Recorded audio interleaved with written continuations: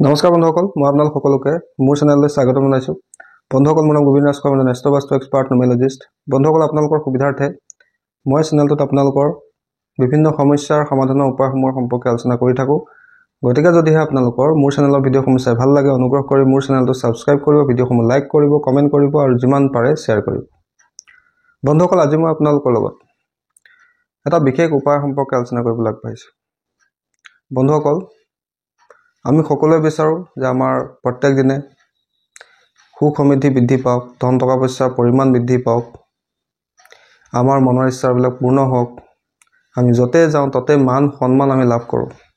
তাৰ কাৰণে আমি বিভিন্ন ধৰণৰ ছ'চিয়েল ৱৰ্ক কৰোঁ, যাতে মানুহে আমাক চিনি পায়, আমাৰ এটা পৰিচয় হয়, আমাৰ এটা আইডেণ্টিটি হয়। সকলোৱে নিজৰ মান প্ৰতিষ্ঠা সমাজত বৃদ্ধি কৰিব বিচাৰে। বন্ধুসকল, এই ক্ষেত্ৰত নিজৰ মান সন্মান বৃদ্ধি কৰিবৰ কাৰণে আমি কি উপায় কৰিব পাৰোঁ, সেই বিষয়ে আজি মই আপোনালোকক ক'বলৈ আগবাঢ়িছোঁ। বন্ধুসকল, সমাজত মান সন্মান প্ৰতিষ্ঠা ইত্যাদি কাৰক গ্ৰহ হৈছে সূৰ্য। যাৰ কুষ্ঠিত সূৰ্য গ্ৰহ বলৱান অৱস্থাত থাকে, তেওঁ অনায়াসে সমাজত মান সন্মান প্ৰতিষ্ঠা লাভ কৰিব পাৰে। আনকি গভৰ্ণমেণ্টৰ পৰা সুবিধা লাভ কৰাটো সূৰ্য গ্ৰহে সহায় কৰে, যিহেতু সূৰ্যক গভৰ্ণমেণ্টৰ কাৰক বুলি কোৱা হৈছে। প্ৰথম কথা হ'ল যে আমাৰ ঘৰৰ পূব দিশত কোনো ধৰণৰ বাস্তুদোষ থাকিব নালাগে। যদিহে আমি সমাজত নিজৰ এটা মান সন্মান ষ্টেটাছ বৃদ্ধি কৰিব খোজোঁ, তেন্তে কেতিয়াও আমাৰ ঘৰৰ পূব দিশত কোনো কাৰণতে কেতিয়াও টয়লেট থাকিব নালাগে। বন্ধুসকল, পূব দিশটো সূৰ্য গ্ৰহৰ দিশ বুলি কোৱা হৈছে। পূব দিশৰ দিকপাল হৈছে ইন্দ্ৰ, আৰু সেই দিশত যদি কেনেবাকৈ টয়লেট আমি স্থাপন কৰোঁ, টয়লেট হৈছে ৰাহু, ৰাহুৱে সূৰ্য গ্ৰহণ কৰিব, অৰ্থাৎ সূৰ্য গ্ৰহণ হৈ যাব, আমাৰ মান প্ৰতিষ্ঠা সন্মান লাভৰ ক্ষেত্ৰত সমস্যা হ'ব, বাধা আহিব, শত্ৰু বৃদ্ধি পাব। গতিকে কোনো কাৰণতে আমাৰ ঘৰৰ পূব দিশত টয়লেট বা কোনো ধৰণৰ বাস্তুদোষ থাকিব নালাগে। দ্বিতীয়তে, নিজৰ মান সন্মান প্ৰতিষ্ঠা বৃদ্ধিৰ কাৰণে আমি সদায় ৰাতিপুৱা শুই উঠি তামৰ লোটাত অকণমান সেন্দুৰ বা অকণমান আমি চেনি মিলাই বা এপাহ ৰঙা ফুল দি সূৰ্যৰ ফালে চাই সূৰ্যক জল দিব লাগে। আৰু সূৰ্যক জল দিওঁতে আমি সূৰ্য দেৱতাৰ যিকোনো মন্ত্ৰ, ওম সূৰ্যায় নমঃ, ওম আদিত্যায় নমঃ বা ওম ঘৃণী সূৰ্যায় নমঃ, এই মন্ত্ৰটো আমি জপ কৰিব লাগে। তাৰ পিছৰ উপায়টো হ'ল নিজৰ মান সন্মান প্ৰতিষ্ঠা বৃদ্ধি কৰিবৰ কাৰণে আমি প্ৰত্যেক দিনে তামৰ পাত্ৰত পানী খাব লাগে, বা তামৰ পাত্ৰত বা তামৰ কাঁহীত ভোজন কৰিব লাগে।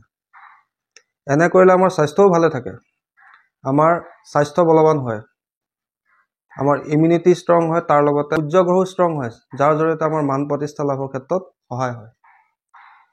তাৰ পিছৰ উপায়টো হৈছে যে আপোনালোকে যেতিয়া গা ধুৱে, গা ধোৱাৰ পানীত অকণমান গংগাজল মিলাই মিলাই গা ধুবলৈ আৰম্ভ কৰিব লাগে, যদিহে আপুনি নিজৰ মান সন্মান প্ৰতিষ্ঠা বৃদ্ধি কৰিব খোজে। কিয়নো গংগাজলত এনেকুৱা পবিত্ৰ গুণ থাকে, যি আমাৰ শৰীৰত যিকোনো ধৰণৰ নিগেটিভিটি, গ্ৰহ দোষ, নজৰ দোষ ইত্যাদি দূৰ কৰিব পাৰে। গংগাজল আপোনালোকে পূজাৰ দোকানত বিচাৰিলে পাই যাব। সেই গংগাজল আপোনালোকে কিনি আনিব। গা ধোৱাৰ সময়ত অকণমান গংগাজল আপোনালোকে পানীত মিলাই ল'ব, আৰু সেই পানীৰ দ্বাৰা প্ৰত্যেক দিনে গা ধুবলৈ আৰম্ভ কৰক।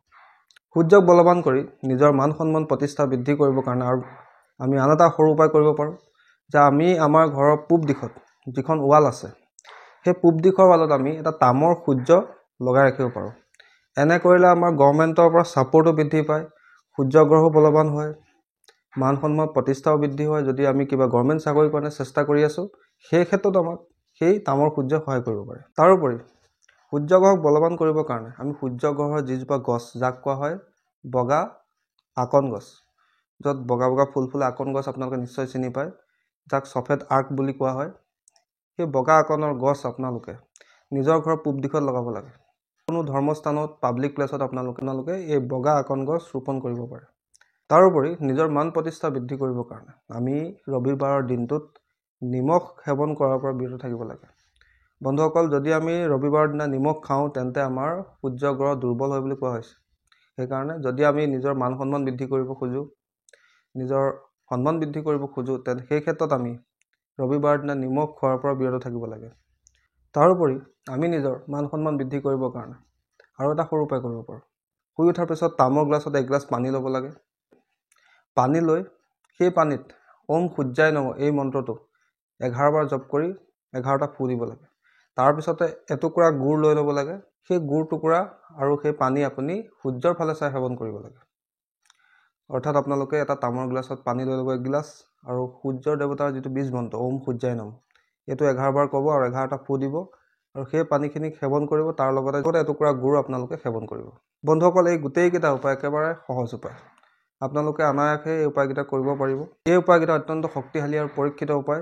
যদিহে আপোনালোকৰ কুষ্ঠিত সূৰ্যগত দুৰ্বল হৈ আছে, আপোনাৰ স্বাস্থ্য ইমিউনিটি দুৰ্বল, আপুনি সমাজত মান সন্মান প্ৰতিষ্ঠা লাভত বাধাৰ সন্মুখীন হয়, বা আপুনি যদি পলিটিক্সত আছে আৰু ৰাজনীতিৰ ক্ষেত্ৰত আগবাঢ়ি যোৱাত বাধাৰ সৃষ্টি হৈছে, বা যদি আপোনাৰ চৰকাৰী চাকৰিৰ কাৰণে বহু চেষ্টা কৰি বিফল হৈছে, বা চৰকাৰৰ পৰা সুবিধা লাভৰ ক্ষেত্ৰত আপোনাৰ সমস্যা হৈছে, সেই ক্ষেত্ৰত আপোনালোকে মই কোৱা উপায়কেইটাৰ ভিতৰত যিকোনো 3টা বা 4টা উপায় আপোনালোকে কৰিব পাৰে। বন্ধুসকল, এই উপায়কেইটা পৰীক্ষিত উপায়। আপোনালোকে কৰি চাব, নিশ্চয় ইয়াৰ পৰা আপোনালোকে ভাল ফল লাভ কৰিব। বন্ধুসকল, আশা কৰিছোঁ আজি আপোনালোকৰ মান সন্মান প্ৰতিষ্ঠা বৃদ্ধিৰ এই উপায়কেইটাৰ সম্পৰ্কে জানি ভাল লাগিলে। যদি ভাল লাগিলে অনুগ্ৰহ কৰি ভিডিঅ'টো লাইক কৰি দিব, কমেণ্ট কৰিব আৰু মোৰ চেনেলটো ছাবস্ক্ৰাইব কৰিব। ধন্যবাদ।